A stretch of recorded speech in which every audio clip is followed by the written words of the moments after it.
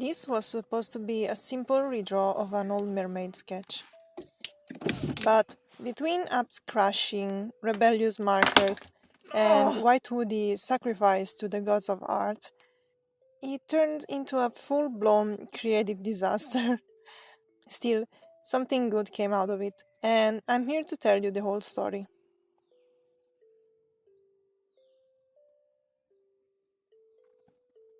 Hello friends, welcome or welcome back.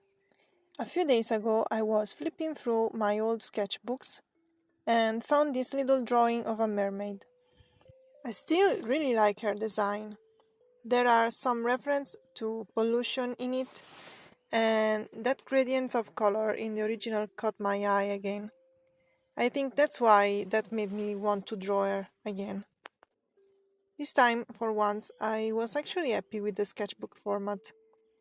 I always complain about it, but in this case, it let me go bigger without compromising the pose. And working larger really paid off. The sketching process went smoothly, surprisingly, and I decided to keep the original squished look of her face. In my head, mermaids have gills and don't need to surface that often. So, generation after generation, their noses are becoming flatter, more for aesthetics than necessity.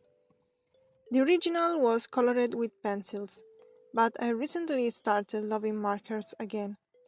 They give such a smooth finish. Oh, tiny spoiler. I just brought a brand new set of markers and filmed the unboxing already. I'm super excited to share that in a future video. If you have ideas for what to draw with them, let me know in the comments.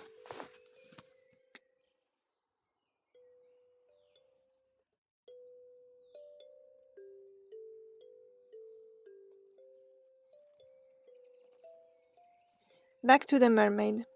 I wanted to tweak her design a little, without straying too far from the original.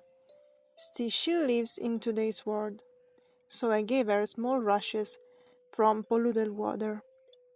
And she's using trash like bottle caps and soda cans as part of her outfit. I was tempted to build some kind of top from plastic bags and garbage bits, but in the end I went with the classic scallop shell bra, just like the original sketch.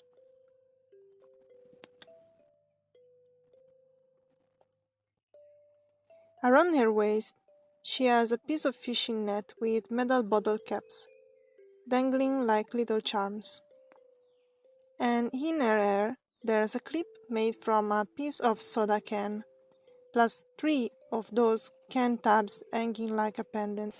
Even though it's all made of trash, the final look still feels like jewelry, and I really love that contrast. I decided to color the drawing first and ink it afterwards. I find this way gives me a bit more freedom. But here's where the footage got cursed. Right after finishing the pencil sketch, my phone crashed. I tried everything to recover the file, but that entire part of the process just is gone. Yeah, luckily I had a timer running to remind me to change angles, so I noticed before it was a complete disaster. But the show must go on, right?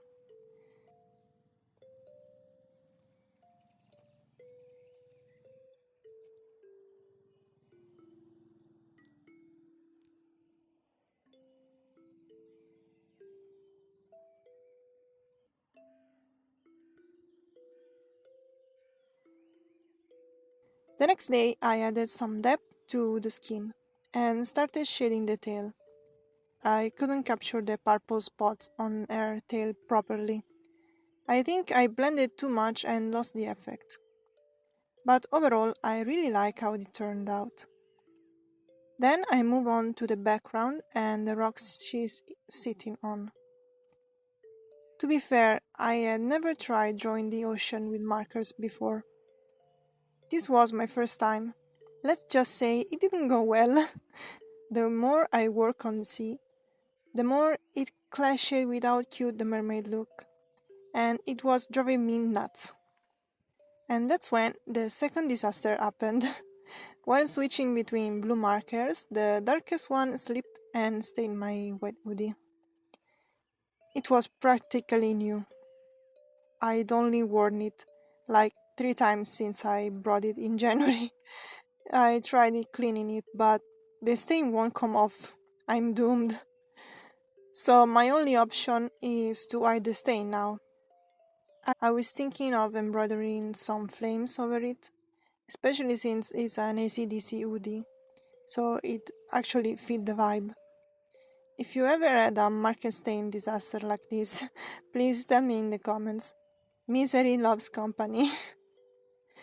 And if you'd be interested in a video where I try to fix the hoodie, let me know. I might film the process. Anyway, back to the mermaid. This whole ocean background was making me lose my mind. The next day, while I was at work, I had a sudden idea. Maybe it's cheating, but I decided to make a new background on the next page using watercolors. I painted something a bit loose, trying a wet-to-wet technique. But I forgot this paper doesn't really hold that much water. So it started acting weird, of course. Even if I wasn't 100% happy with it, it was already better than the marker background. So I got brave and cut out the mermaid from the original page. Yep, I literally cut her out and glued her into the watercolor background. At first, I wanted to leave the cutout free floating on the next page for a cool see-through effect, but it felt too unstable. It was only holding on by a tiny strip at the bottom, so I glued it down, and voila! Accidental diorama. I actually loved how it turned out. It's not your typical sketchbook page, but I'm super satisfied with the final result. Oh, and since this video is coming out during the first week of May, I guess it counts as an entry for MerMay? Not sure if I'll participate every week, but the timing felt right, so why not? If you enjoyed this chaotic journey, give the video a thumbs up and consider subscribing for more art videos and potentially more cows. Let me know in the comments if you have ideas for what to draw with the new markers, or if you want to see me fix the hoodie. And of course, feel free to share your own mermaid entries or creative mishap. I'd love to hear your stories. You can find me on Instagram at rosmenta_studio for more behind the scenes and art experiments. Thank you so much for watching. See you in the next one. Bye!